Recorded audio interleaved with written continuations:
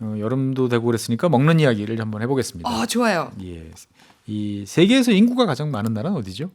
중국 중국. 아닌가요? 예, 맞습니다. 뭐 시간이 좀 더 지나면 이제 인도로 바뀔 수 있다 이런 전망이 많이 나오지만 여전히 중국이 제일 많은 인구를 이제 자랑하는 나라인데. 네. 근데 신기하지 않으세요? 중국의 인구가 왜 이렇게 많을까요? 일단은 영토도 넓고 예. 사랑이 참 많은 곳인가 봐요. 그러니까 원래 많았다. 뭐 이렇게 볼 수도 있는 거죠, 보면. 근데 중국의 역사를 보면 전체 인구는 네. 파도 치는 거랑 비슷해요. 좀 늘어났다가 좀 줄어들었다가 다시 늘어났다가 줄어들었다가 네. 그러면서 이제 조금씩 늘어났는데 이게 역사적으로 쭉 보면은 명나라하고 청나라 시기를 거치면서 폭발적으로 성장해서 지금처럼 압도적인 인구를 가진 나라가 됐어요. 명나라하고 청나라 시기에 어떤 일들이 있었길래 예. 이렇게 갑자기? 근데 이제 이 중국뿐만 아니고 일본도 이 비슷한 시기에 인구가 큰 폭으로 증가를 했습니다. 진짜 궁금해요. 왜 그러니까 그랬어요? 명나라 청나라 시기에 뭔가 일이 있었다는 뭔가 거죠. 있었는데 지금? 예, 이 여러 가지 요인이 있지만 제일 대표적인 게 먹는 거죠. 먹을 식량이 생긴 거예요. 구황작물이라고 우리 국사 시간에 배우셨죠? 구황작물, 예. 감자, 고구마 이런 예. 거 말하는 거죠? 그렇습니다. 감자, 옥수수, 고구마, 땅콩.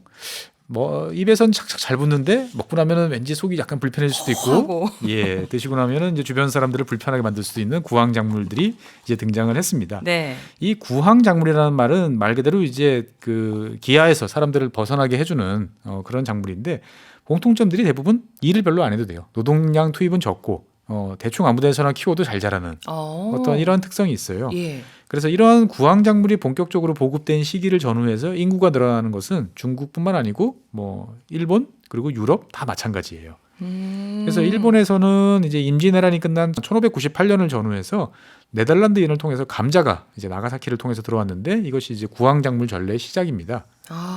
어쨌든 이 구황작물 먹는 부분들이 조금 안정이 되기 시작하면서 인구가 늘어나기 시작했다 이런 그렇습니다. 건가요? 같은 땅에서 많은 사람을 먹여 살릴 수 있기 때문에 그런 그전에는 거군요. 뭐 자식을 5명을 낳으면 그중에 한두 명은 굶어 죽는 일이 벌어지는데 생량이 많아지니까 네. 5명이 다 안 굶어 죽고 클 수 있는 거죠. 아하. 감자가 일본에 들어온 시기가 근데 말씀 들어보니까 엄청 빨랐네요. 예. 근데 어느 나라나 마찬가지처럼 일본 사람들도 처음부터 감자를 잘 먹었던 건 아닙니다. 이 감자를 처음부터 잘 먹었던 나라는 없어요. 왜냐하면 맛있는데. 땅속에서 이렇게 캐서 먹는다는 게 좀 이상하잖아요, 보면. 그전에는 다 나달. 그렇게 생각할 수도 곡식을 있겠구나. 다 위에서 눈에 보이는 거를 이제 먹었는데 갑자기 땅속에서 커서 캐서 거무튀튀한 놈을 먹어야 된다 생각하면 좀 이상한 거죠. 그래서 일본 같은 경우도 일부 지역을 제외하고는 이제 감자, 고구마도 잘 안 먹었는데 이게 이제 18세기 후반에 일본이 큰 재앙을 겪으면서 바뀌게 됩니다. 재앙이라고 한다면 뭐 지진이나 뭐 홍수 이런 건가요? 그걸 종합한 어떤 기근이라고 볼 수 있죠. 식량 부족 사태인데 네. 1782년부터 시작해서 1788년까지 한 6년 정도 지속된 이제 텐메이 대기근이라는 사건이 있었어요. 그 얘기네요. 예. 이게 이제 1770년대부터 일본이 이제 자꾸 기후가 안 좋아지고 냉해가 차지하고 이러면서 농사가 좀 잘 안 되고 있었는데 1783년에 이와키산하고 아사마산이라는 두 화산이 이제 폭발을 한 거죠. 그러면서 대량의 화산재가 터지면서 네. 이제 하늘을 뒤덮다 보니까 냉해가 이제 찾아온 겁니다. 이제 대기근이 시작이 됐으니까 정말 아사하시는 분들도 많았을 것 같아요. 예. 그래서 이게 우리는 이게 그냥 굶어 죽었다 이렇게 쉽게 이야기하는데 사람들이 그냥 가만히 있다가 굶어 죽지는 않죠. 어떻게든 노력을 합니다. 네. 그래서 이제 나무 껍질을 벗겨 먹는 이제 초급 목피는 물론이고 이 당시 이제 일본의 절에 있던 사찰에 종이까지 다 씹어 먹었습니다. 심지어 이제 사람 이제 인육까지 이제 먹던 시기가 이 시기인데 네. 이 상황에서 의외로 피해가 적은 지역이 몇 곳이 있었어요. 홋카이도하고 그다음에 혼슈 북쪽인 도호쿠 지역이 이 피해가 좀 적었습니다. 일본의 북쪽에 해당하는 이 지역은 원래 기후가 척박해서 이 쌀농사는 잘 안 되고 그러다 보니까 이제 감자를 많이 키웠어요. 저희로 따지면 강원도 쪽. 그렇죠. 그쵸? 그렇습니다. 네. 그래서 감자가 피해를 덜 받아서 이 지역은 뭐 힘들지만 그래도 감자를 캐먹으면서 버텼던 거죠. 또 우리나라와 가까운 이제 큐슈 지역 같은 경우는 상대적으로 따뜻한 지역이라서 여기는 고구마를 많이 키웠는데 네네네. 여기도 그래서 피해를 좀 적게 입었습니다.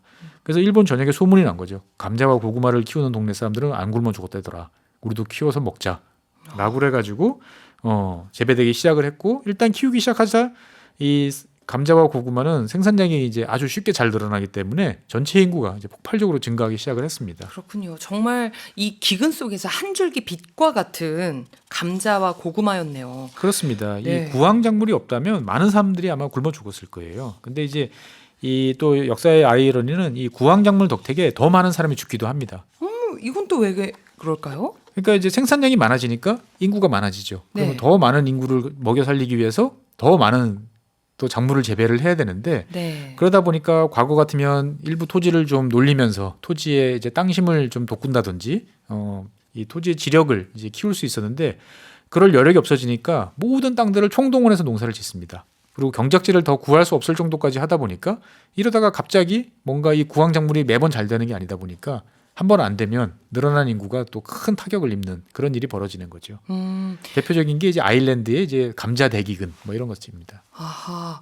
아니 일본에서는 감자와 고구마가 이렇게 한 줄기 빛처럼 구세주 역할을 했다면 저희가 처음에 중국의 인구에 대해서도 또 이야기를 했었는데 그럼 중국도 마찬가지로 감자와 고구마 때문인가요? 감자와 고구마도 역할을 했지만 큰 역할을 해준 것들은 좀 엉뚱한 친구입니다. 이 땅콩. 땅콩? 예. 우리가 그 오징어랑 같이 먹는 그 예, 땅콩? 맥주 안주로 잘 되시는 땅콩입니다. 의외인데요? 예. 이 땅콩은 원래 아시아 지역에 없었어요. 이것도 이제 지난 시간에 말씀드린 고무처럼 아메리카 대륙에서 넘어왔습니다. 그래서 이제 감자 옥수수 담배와 비슷한 이제 운명을 걸은 친구인데 이 스페인 사람들이 이제 필리핀으로 가져왔고 이후에 아시아 내부 교역망을 통해 가지고 중국으로 이제 넘어가게 되었던 거죠. 땅콩이 아메리카 대륙에서 이렇게 넘어왔다라고 말씀을 해주셨는데 예.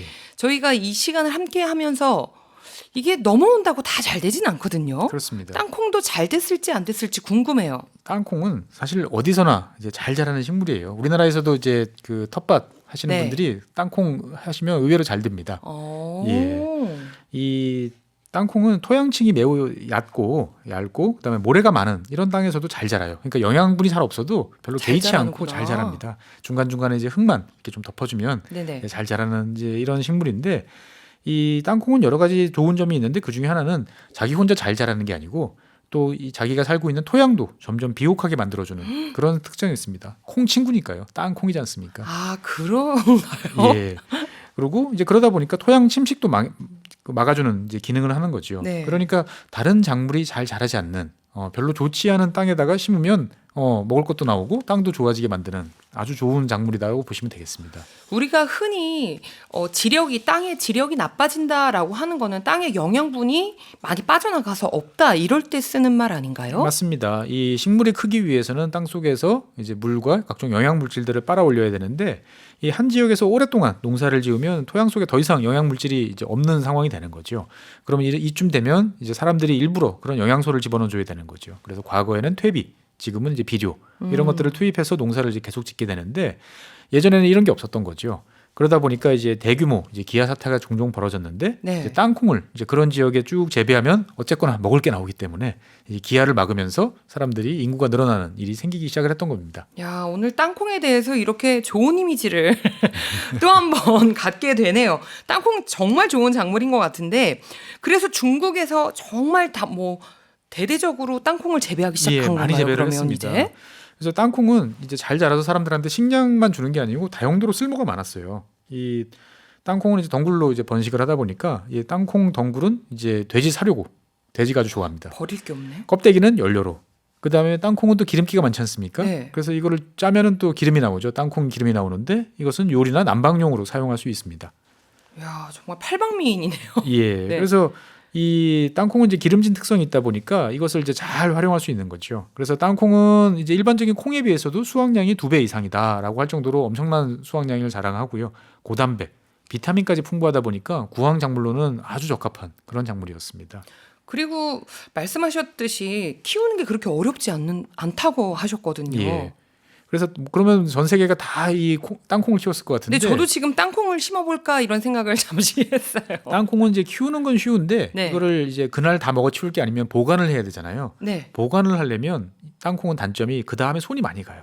이제 땅콩을 수확하면 일일이 물로 잘 씻어서 이제 그 처리를 해야 됩니다. 보면 이렇게 하지 않으면 이제 흰 가루병이라는 병에 걸리는데 이런 땅콩을 이제 흰 가루병에 걸린 땅콩을 이제 일반적인 땅콩을 섞으면 이제 금방 다 상합니다. 땅콩 전체가. 아하. 그러다 보니까 이제 이 땅콩을 하나하나 일일이 손으로 다 물에 이렇게 헹궈 가지고 씻는 작업들을 해야 되는데 이게 노동력이 많이 필요한 일이죠. 키우기까지는 어렵지 않지만 그 예. 사후 작업이 굉장히 까다롭네요. 그렇습니다. 꼼꼼해야 되네요. 근데 이제 중국 같은 경우는 예나 지금이나 넘치는 건 사람이죠. 네. 사람이 많고 그 다음에 이제 이 씻는 작업은 의외로 단순하고 간단하기 때문에 집에 있는 어린 아이들도 너희 먹을 건 너희들이 씻어라라고 할 수 있을 정도로 온 가족이 달려들어서 쉽게 할 수 있는 작업이기도 했었어요. 그러다 보니까 이제 사람은 많은 중국에서 상당히 땅콩을 선호하는 그런 작물이 됐습니다. 딱이네요. 그런데 이제 땅콩을 키우려면 땅이 필요할 텐데 그러면 이걸 중국은 역사적으로 보면 그럼 뭐 나라에서 예. 이거를 키웠나요? 아니면 어떻게 됐나요? 이 땅콩을 이제 키우려고 사람들이 이제 기존에 있던 땅들은 밀이나 보리 이런 걸 심어야 됐기 때문에 네. 아무도 관심이 없던 말라버린 강바닥, 모래땅, 뭐 바위투성이 언덕 뭐 이런 데다가 이제 심었던 거죠. 왜냐면 여기서 잘 자랐기 때문에. 근데 이게 이제 잘 자라니까 처음에는 별로 문제가 안 되다가 시간이 지나면서 야 이런 곳에서 땅콩을 키우면 땅콩이 잘 자라라는 것이 알려지면서 사람들이 더 땅콩을 많이 찾게 됐고 땅콩이 돈이 되는 작물이라는 게 알려지면서 이제 문제가 생기기 시작을 합니다. 또 시작이다. 돈이 된다라는 걸 알게 됐어요, 사람들이. 예. 그러면 문제가 생기는 건 알겠는데 어떤 문제인가요? 그러니까 그 땅이 정말 아무도 주인 없는 땅이었느냐라고 이제 생각을 해보면 갸우뚱해질 수 있는 거죠. 그러네요. 예, 그러니까 당연히 사실은 진짜 땅 주인이 없는 땅일 수도 있었지만 힘 있는 사람들은 그 땅 원래 내 땅이었어라고 이제 권리를 주장하고 너희들이 땅콩 농사 짓는 대신 나한테 임대료를 내라고 이제 하기 시작을 했던 거죠. 근데 처음에는 이 뭐 땅콩이라는 게 돈이 얼마 될까 싶어서 저렴하게 받았어요. 그러다 보니까 이제 부담이 별로 안 됐는데 이게 땅콩이 생산량도 많고 돈도 된다 생각하니까 이 땅콩 농사를 짓는 땅값들이 이제 폭등하기 시작을 했습니다. 그래서 이제 20세기 초반쯤 되니까 이제 중국 북부의 몇몇 땅콩 경작지대에서는 이제 큰 갈등이 이제 발생을 하기 시작을 했습니다. 그러니까 임대료를 많이 내라, 못 내겠다, 그럼 네. 나가라. 그럼 여태까지 우리 짓던 사람들은 어떡하는 거냐? 그건 내 알 바 아니고. 뭐 이런 식으로 이제 네. 땅콩 그 밭을 둘러싼 이제 갈등이 발생하는데 이걸 모래땅 전쟁이라고 중국에서는 불렀습니다. 대부분 결론은 이제 땅콩 농사를 짓던 사람들이 쫓겨나는 것으로 이제 마무리됐던 거죠. 여기에 더해서 이제 과학적 발명이 이루어지면서 땅콩을 둘러싼 갈등을 더욱 증폭시키는 이제 이러한 현상을 낳았습니다. 과학적 발견과 발명이 갈등을 만들었다고요? 예. 이 20세기 초반에 이 땅콩하고 땅콩 기름을 산업적으로 활용하는 방법을 이제 사람들이 알기 시작을 했던 거예요. 이제 각종 기름에 쓰는 윤활유, 페인트, 비누 이런 것들을 이제 땅콩 기름으로 만들면 저렴하고 잘 성능이 나올 수 있다는 걸 알게 됐던 거죠. 그러다 보니까 당연히 이제 사람 입으로 들어가는 땅콩뿐만 아니고 이런 쪽으로 사용되는 땅콩 수요가 어마어마하게 늘어나기 시작을 했던 거죠. 그래서 1920년대쯤 되니까 미국 서해안, 뭐 지금 시애틀 같은 지역에는 중국에서 땅콩을 실은 배가 도착할 수 있는 전용 부두가 만들어질 정도였어요.